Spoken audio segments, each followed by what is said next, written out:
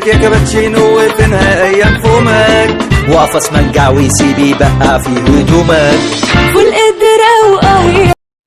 السلام عليكم ورحمة الله وبركاته. ازيكم حبايب قلبي؟ عاملين ايه متابعيني ومتابعين مطبخ أميرة القصر؟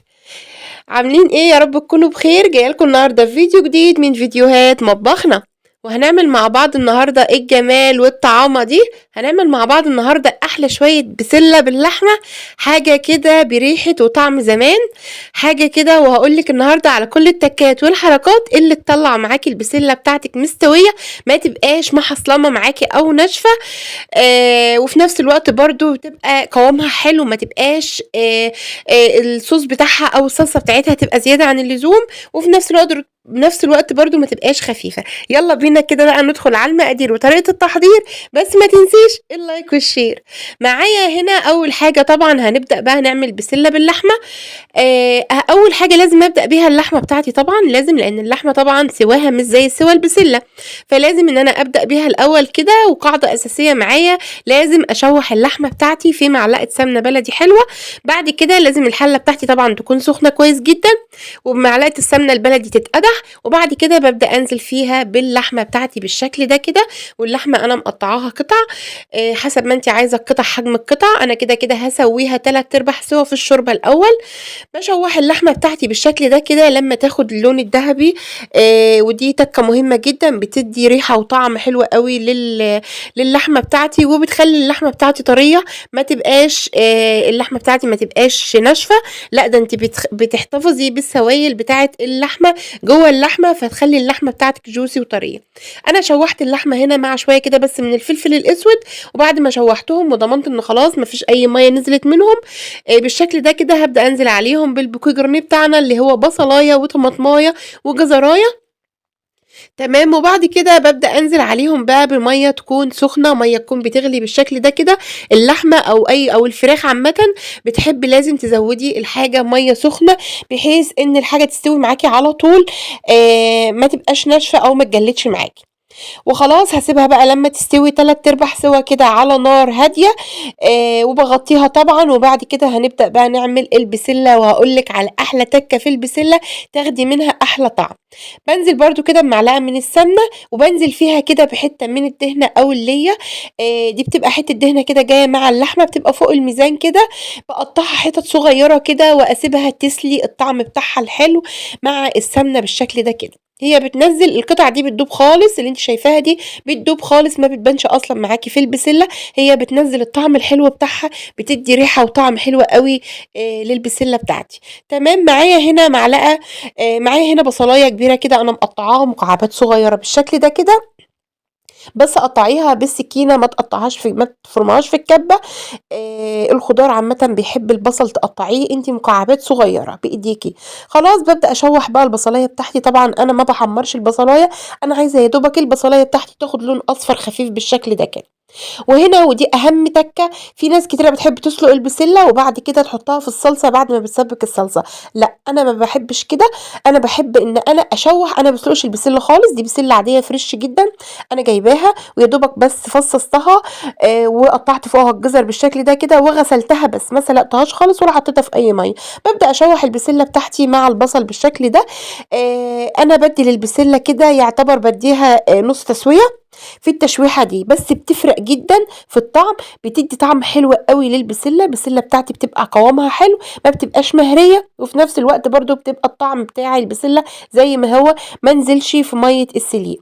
تمام. ومعايا هنا معلقه من الصلصه، دي اختياري، لو ما انتش حابه تحطيها خلاص شيليها. معلقه كده من الصلصه عشان تدعم اللون معايا. بشوح برضو معلقه الصلصه كده، وبعد كده بجيب بطاطسايه. ودي تكايه بقى امي اللي كانت الله يرحمها كانت بتعملها، كانت تقول لي دايما حطي بطاطسايه صغيره كده مكعبات، وتكون مكعباتها صغيره عشان تبقى زيها زي البسله. مع البسله وانت بتعمليها بتدي طعم حلو قوي للبسله. لو انت مش حابه ان انت تحطي بطاطس مع البسله وعايزه تبقى بسله بالجزر بس، شيلي البطاطسايه. بس صدقيني التكايه دي انا واخداها عن امي، حلوه قوي قوي، بتدي طعم حلو قوي للبسله بتاعتي. ومعايا هنا بعد كده ضربت شفشق طماطم فريش، مش صلصه، مش مصلصه، ضربتها في الخلاط وبعد كده بحطها تستوي مع البسله بالشكل ده. انا ما بسويش الطماطم الاول واسبكها وبعد كده احط البسله، لا، انا عايزه البسله الطماطم تتسبك وهي مع البسله، انا عايزه البسله تشرب من طعم الصلصه، تشرب من كل الاطعمه بطعم البصلايه بالشكل ده كده. انا بسيبهم يستووا مع بعض في وقت واحد، البسله مع الشفشق الطماطم اللي انا ضربته مع بعض.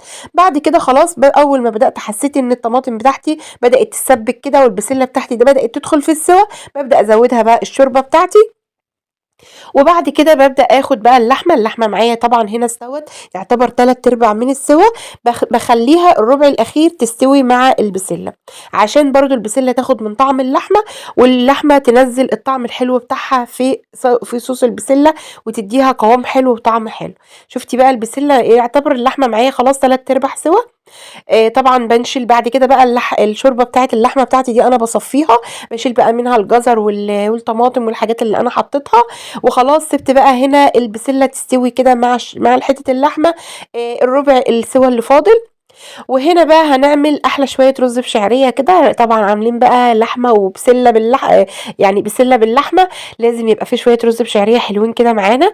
بجيب بقى هنا كده معلقه، انا بحب احط الرز بشعريه بحب اعمله بزيت على سمنه، ما بحبش اعمله بسمنه بلدي، بس بحب احط شويه زيت، الزيت بيديله لمعه حلوه وبيخليه مفرفر كده، ما يبقاش الحبايه لازقه في بعضها، وفي نفس الوقت برده معلقه السمنه البلدي بتدي ريحه وطعم حلو قوي للرز بتاعنا. خلاص ببدا اشوح بقى الشعريه بتاعتي بالشكل ده كده. طبعا كلنا عارفين وكلنا شطار وبنعرف نعمل رز بشعريه، بس هقولك على تكه برده حلوه في الرز بشعريه، لما تيجي تعملي الشعريه بتاعتك ما تعملهاش فتحه قوي، عشان لو عملتيها فتحه لسه هتعقديها بالشوربه او هتعقديها بالميه فهتفتحها اكتر، فمش هيبقى شكلها حلو في الرز.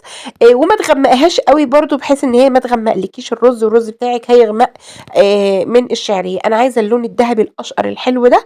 بعد كده بنزل بقى بالرز بتاعي، وطبعا الشعريه هنا انا بعمل حسابها زيها زي الرز بالظبط، عشان الشعريه بتزيد زيها زي الرز بالظبط.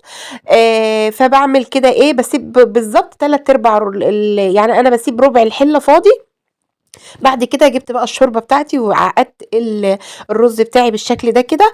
لو انت عايزه تحطي ميه ممكن تحطيها وتحطي برده مكعب مرقه، انا حطيت شويه من شوربه اللحمه على شويه من الميه عادي، وحطيت شويه ملح وسبتهم لما يستووا. ودي شكل البسله بتاعتي اهي بعد ما استوت، الله عليها وعلى ريحتها وعلى قوامها. ومعلقه الصلصه اللي انا حطيتها بقى فرقت جدا في اللون، ادتني لون حلو قوي قوي للبسله بتاعتي، حاجه كده تفتح النفس، حاجه كده ما تبقاش طبق الخضار بتاعي يبقى لونه باهت، لا ده لونه حلو كده، وفي نفس الوقت برده مش غامق عشان انا ما غمقتش البصلايه. لو غمقت البصلايه هي السبب الاساسي ان الخضار بتاعك الصوص بتاعك يبقى غامق، البصلايه لا، البصلايه خليها لونها اشقر. وده شكل بقى البسله بتاعتي. لو حابه تديها بقى وش كده في الفرن ممكن تديريها في صينيه وتدخليها في الفرن تاخد بس الريحه والطعم الحلو بتاع الفرن بتاعنا، بس انا كنت عايزاها كده زي ايام زمان، زي امهاتنا ما كانوا بيعملوا، بتبقى كده في قلب الحله كده، بتبقى ريحه وطعم تاني. بس يلا بقى لو وصلت لحد هنا في الفيديو ولو كان عجبك طريقتي في عمايل البسله باللحمه، ما تنسيش تنزلي تعملي لايك وشير وسبسكرايب لقناتي، ومتنسيش تفعلي زر الجرس عشان كل جديد مني يوصلك بإشعار. وألف هنا وشفا على قلبكم.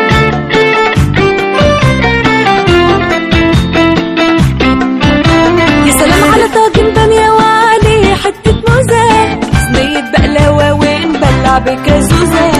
فينك يا كابتشينو وفين